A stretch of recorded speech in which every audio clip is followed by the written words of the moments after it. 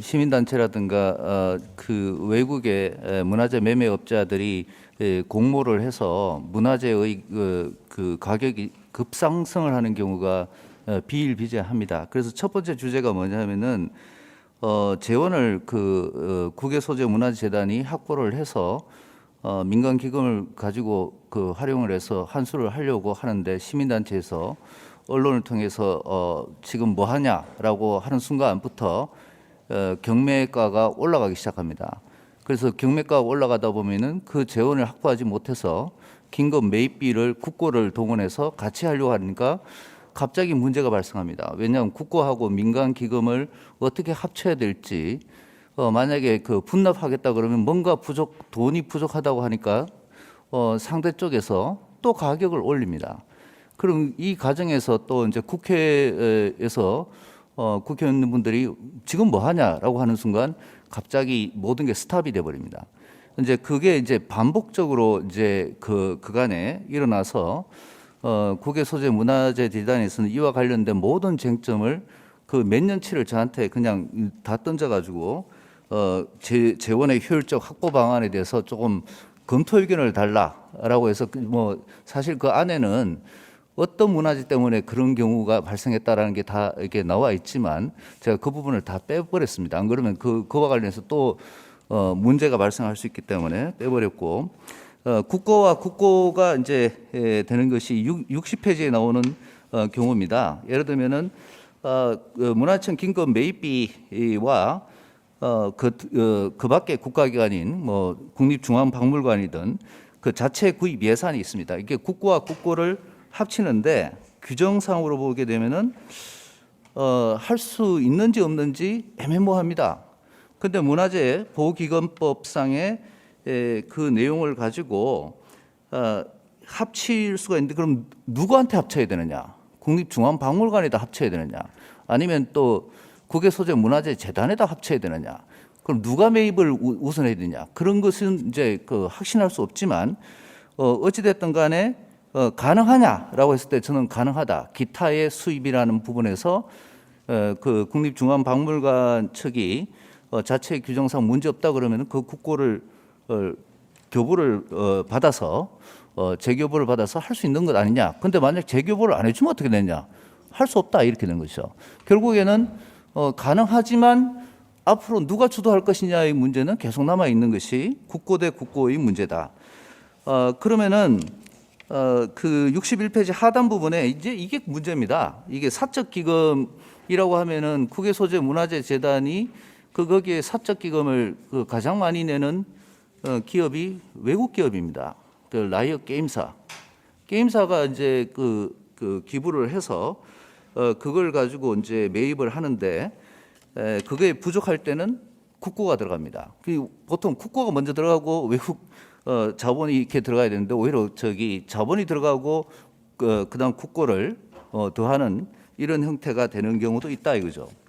그래서 이제 62페이지 이것저것 합쳐가지고 이래저래 해석해서 될 수 있는 문제지만 제일 마지막 문단에 보시면요, 다 더합니다.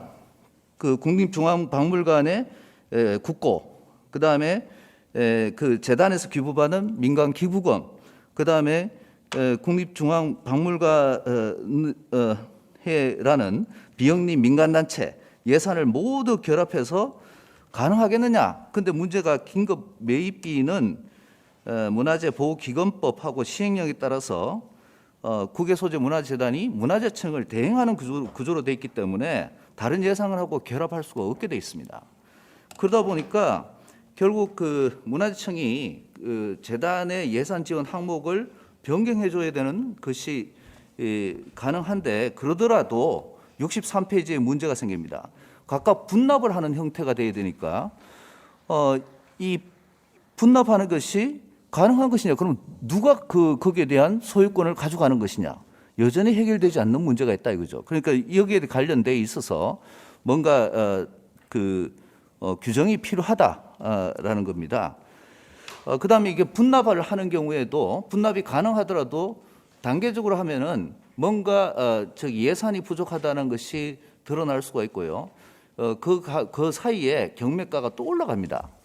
그러니까 이런 부분들을 어떻게 해결할 것이냐. 뭐든지 그 내부적으로 한 번에 다 해결되고 일괄적으로 매수를 해버려야지 그 경매가가 급상승을 하지 않는데 실제적으로 그 내부에 적이 있다고 해서 그 문화재 매매업자와 외국의 위탁, 그 재단의 위탁을 받아서 매입에 나섰던 곳이 서로가 공모를 하는 경우에는 계속 그 언론에 그 정보가 흘러나오면서 경매가가 계속 상승을 하게 됩니다.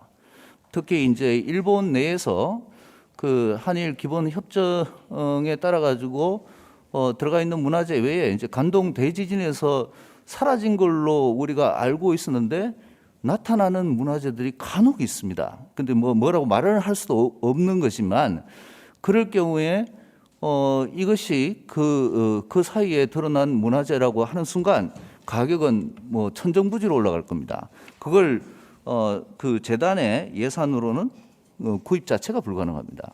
그래서 이런 것에 대한 논의가 필요하다라는 것이고요. 그다음 64페이지에 나오는 두 번째 주제는 국가의 선행행위, 국가작용이 없는데 그걸 행정 처분은 아닌데 예컨대 문화재 매입 공고를 내 가지고 매입을 했습니다. 구체적인 사례는 들지 않겠습니다. 그 매입 공고를 해서 매입을 했는데 알고 봤더니 국유재산인 겁니다. 그래서 국유재산이 가지고 돌려주지 않는 거예요. 돌려주지 않고 이거 국가 거니까 너한테 미안하지만 잘 가져왔어. 그러고 난 다음에 끝난 겁니다. 그러니까 이제 이 문화재 매매업자는 그 국가를 상대로 소를 제기하겠죠. 소를 제기했는데 나중에 알고 봤더니만 우리나라 법을 적용하면은 선의취득이 돼버리기 때문에 본인한테 가지만 미국 법은 도난 문화재와 관련해서는 선의취득을 인정하지 않습니다.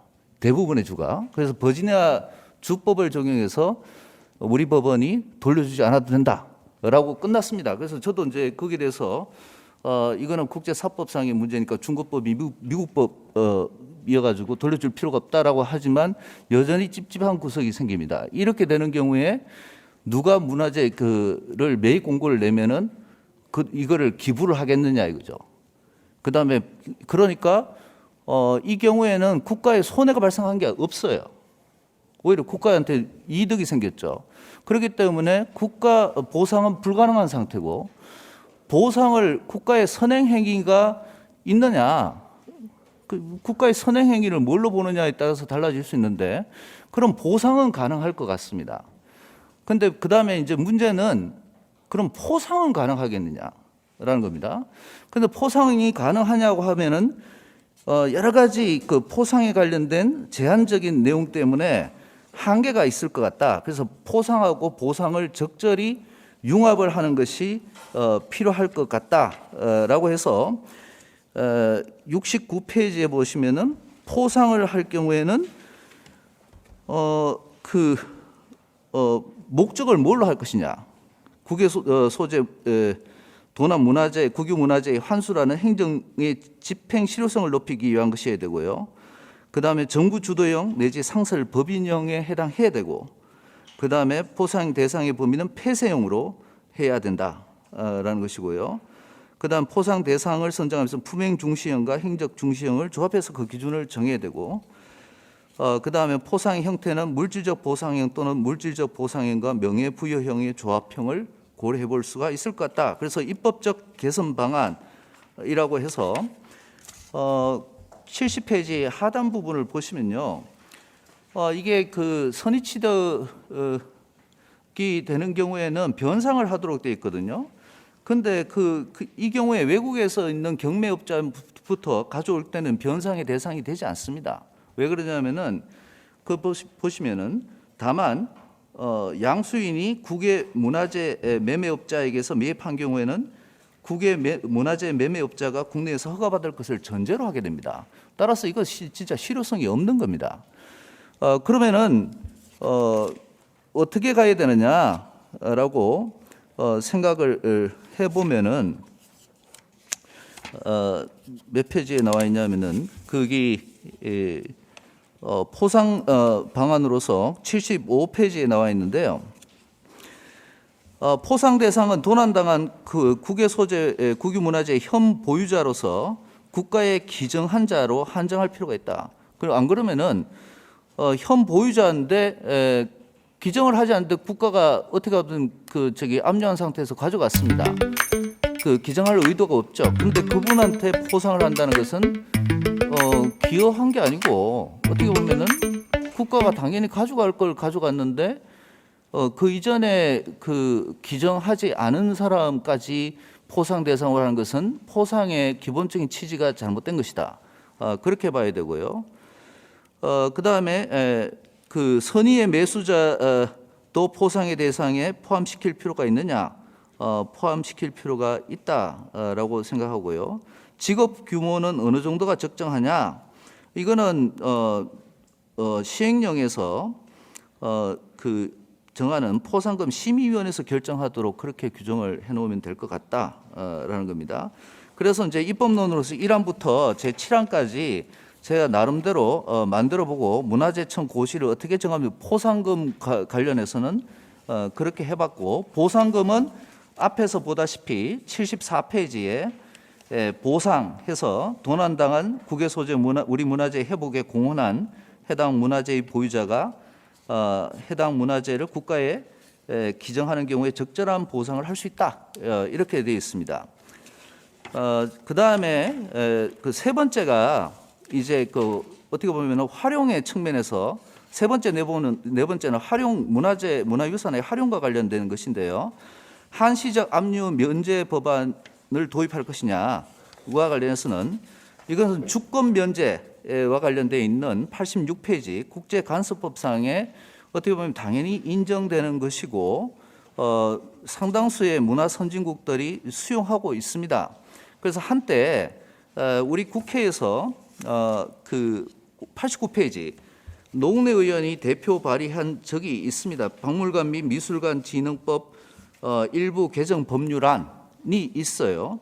그런데 이 내용은 비판받을 수밖에 없는 부분이 있어요. 왜 그러냐 하면은 국가 면제 또는 주권 면제인데 국가가 아닌 지방자치단체, 공공기관, 박물관, 미술관을 다 포함시켜 가지고 있어서 상당히 압류 면제의 범위가 너무 넓어요. 그러다 보니까 시민단체 공격을 전면적으로 받을 수밖에 없는 법안이었습니다. 그럼 주권 면제 이론에 가장 충실하게끔 협소하게 해야 되고요. 그다음 문제가 우리 같이 그 일제 식민지 경험을 한 경우에 문화유산의 기원국인데 압류 면제를 너무 광범위하게 허용하다 보면은 실제 우리나라에 들어온 우리 문화재를 찾을 수 없는 경우가 생길 수도 있다라는 그런 비판에 직면했습니다. 근데 좀 생각을 바꿀 필요가 있는 것이 그 상당수의 국가들은 이런 그 주권 면제에 기한 한시적 압류 면제 법안을 만든 이유는 간단합니다. 자기들이 지금 갖고 있는 미술품들, 우리 같은 경우는 유형물에 집중되어 있는 문화유산이지만 유럽 같은 경우 미술품에 집중이 되어 있는 그런 문화유산을 가지고 했을 때는 그 작가가 뭐 스페인 있다가 프랑스로 가고 뭐 이래서 나중에 문제가 될 경우 한국에서 그걸 압류를 해버리면 문제되니까 자기들 관점에서 이런 것이 법이 필요하다는 것이지, 우리 식민지 시대에 그 쉽게 말하면은 일제 강점기 때 또는 한국 전쟁 때 우리 문화재가 도난당한 것을 자기들이 압류하는 것, 그거는 그 중에 일부인 겁니다. 그래서 문화 선진국으로서 보편적으로는 이 법안이 필요해요. 그런데 그런 그 시민단체의 비판을 수용을 해서 제 개인적인 생각은 캐나다 퀴베주처럼, 퀴베주는 자기 주에서 기원을 둔 그런 그 문화유산의 미술품에 대해서는 압류 면제의 예외를 정합니다. 그렇게 하면 되지 않느냐. 그러니까 이 법안은 반드시 필요하다라는 겁니다. 그다음 90페이지 하단 부분에 문화유산의 디지털화와 관련된 쟁점인데, 코로나 팬데믹이 2년 이상 지속되면서 각 그 유럽의 박물관별로 그 디지털화가 가속이 됐습니다. 이제 그러다 보니까 어떤 문제가 생기냐면은 문화재만 찍으면 상관없는데 이게 3D로 그 AI를 동원해서 이제 그 찍는 경우에 그 뒤에 있는 박물관의 인테리어라든가 이게 다 찍히거나 또는 이걸 활용해서 예컨대 고호 미술관 같은 경우에는 고호와 태호의 뭐 대화를 성우가 더빙하듯이 나온다든가 그 다음에 캐릭터가 이렇게 돌아다니면서 문화재를 소개한다든가 이게 문제가 여러 가지 문제가 생깁니다. 특히 이제 그 AI를 동원해서 이제 디지털화를 할 때는 그게 이제 그 창작물이 돼버리기 때문에 거기에 대해서 도급 계약으로 했지만 저작권 계약은 어떻게 돼 있냐? 저작권 양도 계약을 문화재청이 체결했느냐? 체결하지 않았냐? 여기에 대한 뭔가 그 표준화된 계약서가 필요하다. 이걸 장려하는 그런 게 필요하고요. 그다음에 지금 저작권법상의 부수적 복제에 해당하지 않으면은 그 전시되는 공간을 마구잡이로 찍으면은 다 저작권 침해가 된 겁니다. 그래서 메타버스에다가 구현하기가 어려워져요. 그럼 거기에 대한 예외적인 규정이라든가 이런 것이 필요할 것 같고요. 그다음에 캐릭터가 이제 문화유산을 소개할 경우에는 그 저작권 처리 문제, 그다음에 음성이 AI가 아니고 성우인 경우, 그 실현자의 저작 인적권 처리, 그다음 음성권 처리 이런 것들이 매우 필요할 것 같다. 그래서 지금 현재로는 문화재의 디지털화 뭐 이런 얘기를 하고 있는데 제가 2016년인가요? 캐나다 몬트리올에서 주장한 것은 아니 문화유산의 디지털화도 중요하지만 우리 같은 경우는 디지털 문화유산이 있다라고 얘기를 했습니다. 왜 그러냐면 구글이 전 세계적인 문화유산의 통로가 되고 있어서 뭐 매년 경영 평가에 따라 각 나라의 그 정보가 제한되는데 그 만약에 우리나라의 그 포털 같은 경우에는 우리 중심적인 그 정보들이 들어가 있기 때문에 그런 것이 축적되면 그것이 디지털 문화유산이다. 뭐 이런 새로운 개념을 제시한 적이 있기 때문에 있습니다. 그래서 디지털 그 문화유산을 경쟁법적인 접근을 할 게 아니고 경우에 따라서는 문화유산적인 접근이 필요하다. 뭐 이런 제안을 했던 적이 있습니다. 이상으로 제 발표를 마치도록 하겠습니다.